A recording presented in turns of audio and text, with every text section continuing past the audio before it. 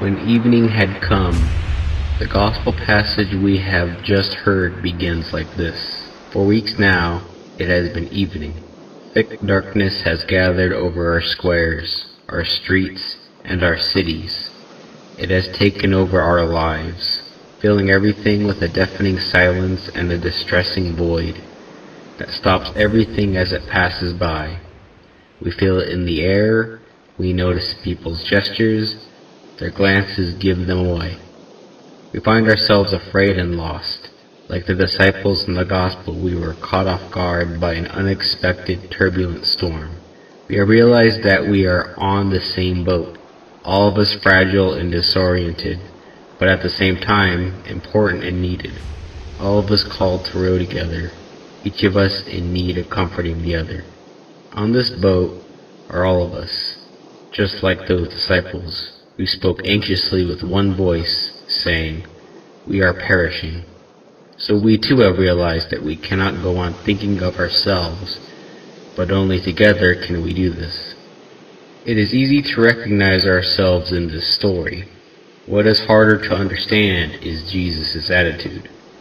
While his disciples are quite naturally alarmed and desperate, he stands in the stern, in the part of the boat that sinks first. And what does he do? In spite of the tempest, he sleeps on soundly, trusting in the Father. This is the only time in the Gospels we see Jesus sleeping.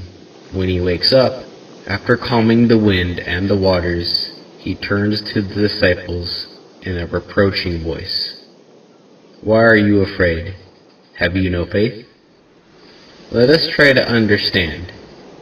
In what does the lack of disciples' faith consist, as contrasted with Jesus' trust? They had not stopped believing in him. In fact, they called on him. But we see how they call on him. "Teacher, do you not care if we perish? Do you not care?" They think that Jesus is not interested in them, does not care about them. One of the things that hurts us and our families most is when we hear it said is, "Do you not care about me?" It is a phrase that wounds and unleashes storms in our hearts. It would have shaken Jesus too, because he, more than anyone, cares about us. Indeed, once they have called on him, he saves his disciples from their discouragement. The storm exposes our vulnerability and uncovers those false and superfluous certainties around which we have constructed our daily schedules, our projects, our habits, and priorities. It shows us how we have allowed to become dull and feeble the very things that nourish, sustain, and strengthen our lives and our communities. The tempest lays bare all our prepackaged ideas and forgetfulness of what nourishes our people's souls. All those attempts to anesthetize us with ways of thinking and acting that supposedly save us, but instead prove incapable of putting us in touch with our roots and keeping alive the memory of those who have gone before us. We deprive ourselves of the antibodies we need to confront adversity. In this storm, the facade of those stereotypes with which he camouflaged our egos, always worrying about our image, has fallen away, uncovering once more that blessed common belonging of which we cannot be deprived, our belonging as brothers and sisters. Like the disciples, we will experience that with him. On board there will be no shipwreck, because this is God's strength, turning to the good everything that happens to us, even the bad things. He brings serenity into our storms, because with God life never dies. Why are you afraid? Have you no faith? Lord, your word this evening strikes us and regards us, all of us. In this world that you love more than we do, we have gone ahead at breakneck speed, feeling powerful and able to do anything. Greedy for profit, we let ourselves get caught up in things and learned away by haste. We did not stop at your reproach to us. We were not shaken awake by wars or injustice across the world, nor did we listen to the cry of the poor or of our ailing planet. We carried on regardless, thinking we would stay healthy in a world that was sick. Now that we are in a stormy sea, we implore you, wake up, Lord. Why are you afraid? Have you no faith? Lord, you are calling to us, calling us to faith, which is not so much believing that you exist, but coming to you and trusting in you. This Lent your call reverberates urgently. Be converted. Return to me with all your heart. You are calling on us to see this time of trial as a time of choosing. It is not the time of your judgment, but of our judgment, a time to choose what matters and what passes away, a time to separate what is necessary from what is not. It is a time to get our lives back on track with regard to you, Lord, and to others. We can look to so many exemplary companions for the journey, who, even though fearful, have reacted by giving their lives. This is the force of the Spirit, poured out and fashioned in courageous and generous self-denial.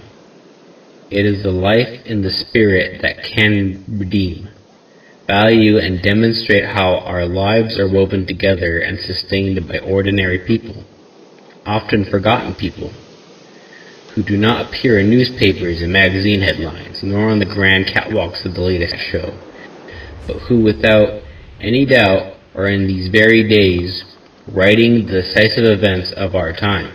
Doctors, nurses, supermarket employees, cleaners, caregivers, providers of transport, law and order forces, volunteers, priests, religious men and women, and so very many others who have understood that no one reaches salvation by themselves.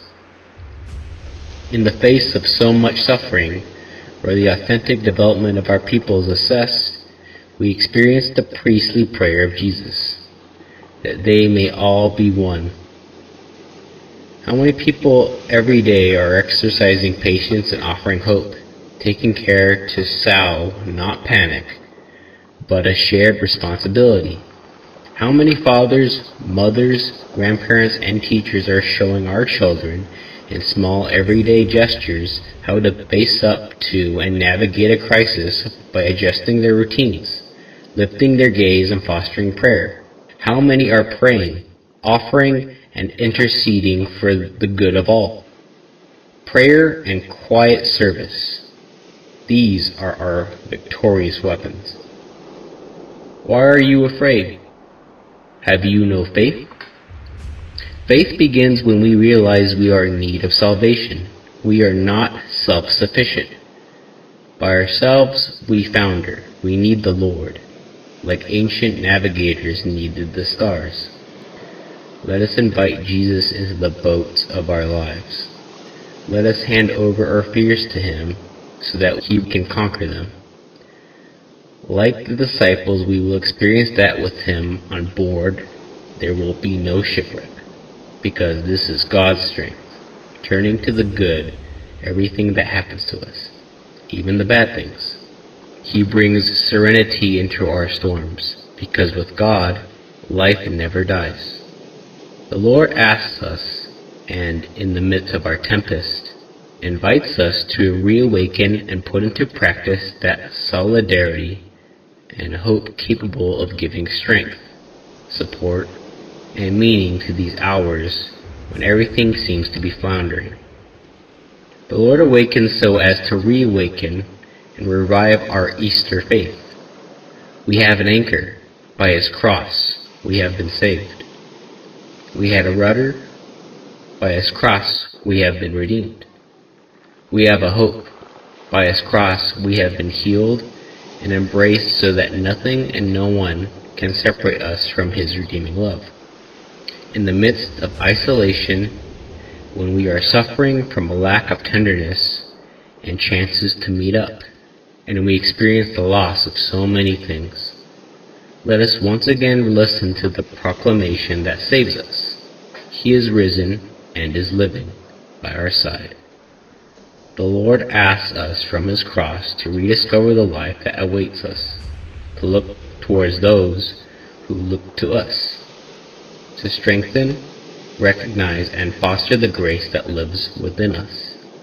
Let us not quench the wavering flame that never falters, and let us allow hope to be rekindled.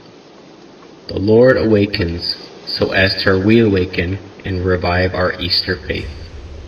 Embracing His cross means finding the courage to embrace all the hardships of the present time, abandoning for a moment our eagerness for power and possessions in order to make room for the creativity that only the Spirit is capable of inspiring. It means finding the courage to create spaces where everyone can recognize that they are called, to allow new forms of hospitality, fraternity, and solidarity. By His cross we have been saved in order to embrace hope and let it strengthen and sustain all measures and all possible avenues for helping us protect ourselves and others. Embracing the Lord in order to embrace hope, that is the strength of faith, which frees us from fear and gives us hope. Why are you afraid? Have you no faith? Dear brothers and sisters, from this place that tells of Peter's rock-solid faith, I would like this evening to entrust all of you to the Lord, through the intercession of Mary, health of the people, and star of the stormy sea. From this colonnade that embraces Rome and the whole world, may God's blessing come down upon you as a consoling embrace. Lord, may you bless the world. Give health to our bodies and comfort our hearts. You ask us not to be afraid, yet our faith is weak and we are fearful. But you, Lord, will not leave us at the mercy of the storm. Tell us again, do not be afraid. And we, together with Peter, cast all our anxieties onto you, for you care about us.